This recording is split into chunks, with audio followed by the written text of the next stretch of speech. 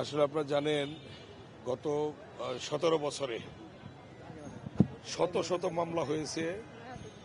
আমাদের বিএনপির চেয়ারপারসন, সাবেক প্রধানমন্ত্রী দেশনেত্রী বেগম খালেদা জিয়া সহ বিএনপির ভারপ্রাপ্ত চেয়ারম্যান জনাব তারেক রহমান সহ বিএনপির নেতাকর্মীদের অসংখ্য মামলা দিয়েছে, মিথ্যা মামলা।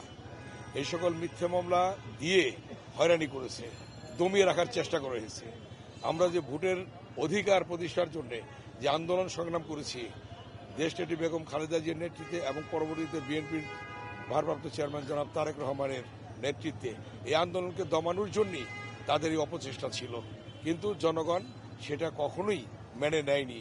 যার কারণে একটার পর একটা মামলা দিয়েছে, অসংখ্য মামলা দিয়েছে এবং দেশনেত্রী বেগম খালেদা জিয়াকে মিথ্যা মামলা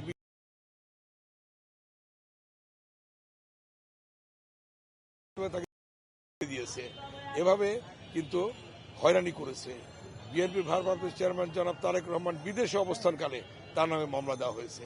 এভাবে কিন্তু হয়রানি করা হয়েছে। আজকে আপনারা জানেন এই গত 17 বছরে মিথ্যা মামলা দিয়ে আমাকে 11 বার জেলে যেতে হয়েছে। এমনিভাবে আজকে দেখেছেন আমাদের বিএনপির স্থায়ী কমিটির সদস্য জনাব মির্জা আব্বাস সহ আজকে আমরা খালাস পেয়েছি। এই মামলা মিথ্যা মামলা, সাজানো মামলা, হয়রানিমূলক মামলা। অতএব এই মামলা দিয়ে কখনো দাবিয়ে রাখা যাবে না। আর যে সকল মামলা আমাদের ছিল মিথ্যা মামলা, ইতিমধ্যে আমরা খালাস পেয়েছি এবং বাকি যেগুলি আছে সেগুলির মধ্যেও আমরা খালাস পাবো বলে আমার বিশ্বাস। কারণ এই মামলাগুলি অনৈতিক, মিথ্যে, সাজানো, হয়রানিমূলক। সবগুলো মামলা আব্বাস যেটা বলছিলেন সবগুলো একসঙ্গে কেন হচ্ছে না?